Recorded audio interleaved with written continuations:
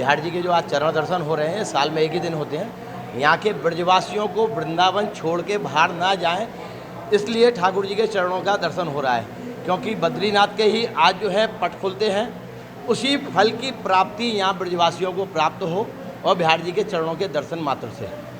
ये आज जो है ठाकुर जी के अंग पर सवेरे चंदन लगाया जाता है और शाम को यहाँ पर जो है ठाकुर जी का सर्वांग दर्शन होता है। सुबह चंदन इसलिए लगता है क्योंकि सूर्य की जो है वो किरण लग के ठाकुर जी को गर्मी ना लग जाए, ठाकुर जी को ठंडक दी जाए। छोटा बच्चा है हमारा बिहारी जी, बाल अवस्था का रूप है।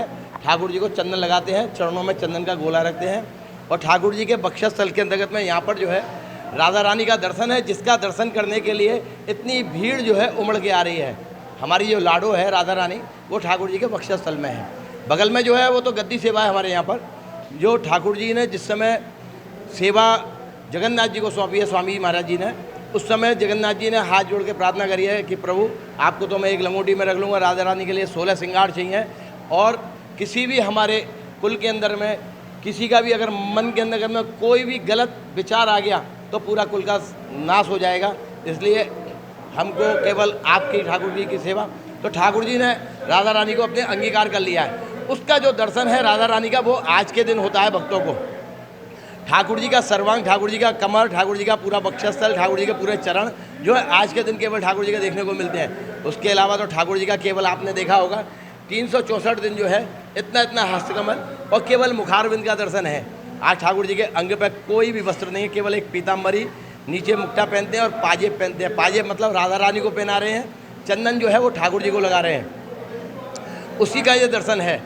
और आज के दिन ठाकुर जी का जो मुख्य भोग है वो सत्तू का भोग है। सत्तू जौ का, चने का और गेहूं का भून के भाड़ में और छान छून के उसका पिसाई हो गया, उसका सत्तू का भोग लगता है। पूरब में बहुत चलता है और यहाँ ठाकुर जी आज के दिन सत्तू का भोग लगाते हैं। ये शीतल प्रधानता है, फल शरबत ठंडाई ये ठाकुर जी को अर्पण करी जाती है। आज के दिन ठाकुर जी के जो भी चरणों के दर्शन कर रहा है उसको बद्रीनाथ के दर्शन करने मात्र की फल की प्राप्ति प्राप्त हो रही है। कोई ब्रजवासी को ब्रज छोड़ के जाने की ज़रूरत नहीं है, क्योंकि भगवान ने, श्री कृष्ण ने अपने बाबा नंद बाबा और मैया जब चल दिए हैं कि हम जा रहे हैं तीर्थ करने के लिए, तो सबरे तीर्थों को भी यहीं पर बुला लिया है। बाबा को जाने ना दिया, बद्रीनाथ, केदारनाथ ये सब ब्रज 84 को उसके अंतर्गत में बैठे हुए हैं। जहाँ आपके गंगा सागर है, कोई भी तीर्थ है, वो सब श्रीधाम ब्रज के अंदर में बैठे हुए हैं। और ये श्रीधाम जो वृंदावन है वो ठाकुर जी का, राधा रानी का क्रीड़ा स्थली है, जहाँ पर आप आनंद ले रहे हैं, ठाकुर जी का दर्शन कर रहे हैं। जय जय श्री राधे, जय बिहारी जी की।